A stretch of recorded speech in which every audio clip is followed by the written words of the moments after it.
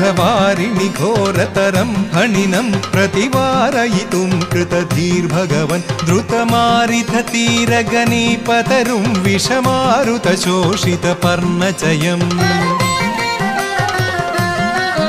अधिरुह्य पदाम्बुरुहेण च तं नवपल्लवतुल्यमनोज्ञरुचा हृदवारिणि दूरतरं न्यपत परिघूर्णितघोरतरङ्गगणे